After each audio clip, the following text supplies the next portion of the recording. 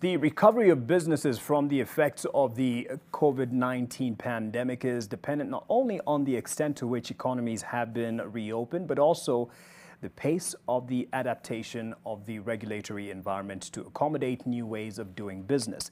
Kenya is now seeking to put in place the legal backing to enable companies hold their annual general meetings online beyond the window that was created for listed companies in 2020. Alex Mwangi reports. The COVID-19 pandemic precipitated crises for many types of businesses and also created opportunities for new modes of service delivery. The need to create a conducive environment for businesses under the current set of circumstances has become paramount. COVID has brought in new realities, and one of the reforms that we have before Parliament as we speak today, amongst many other reforms that we have proposed, is to enable companies now to actually do annual general meetings through Zoom. Because before, we didn't anticipate this kind of thing. Small and medium enterprises form the backbone of many economies. What are some of the reforms that the EAC Ministry and the regional bloc is doing in order to enhance their trade opportunities? We now have one-stop border post.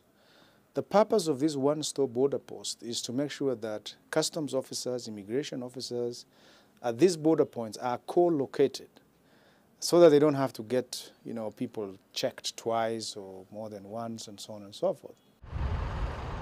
According to the CS, traders ought to have a paradigm shift in the way they perceive law enforcement at the border points. The main reason why that check happens is not to stop a Kenyan good from going from Kenya into Uganda or vice versa. The main purpose for that border, for that customs check, is to make sure that goods that do not originate from Kenya don't land here and then go through the border. And that check is mandatory. Among the reasons that small and medium enterprises struggle to stay on their feet is the heavy price they incur owing to protracted litigation, with many of them unable to afford the costs associated with court cases. This is one of the areas that the government is keen to tackle.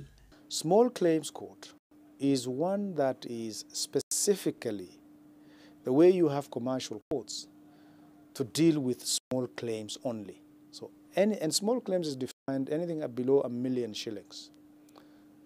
And a significant volume of cases that are today clogging our commercial systems are small claims. And we expect between a week to 2 months at most, those cases will just be dispensed with.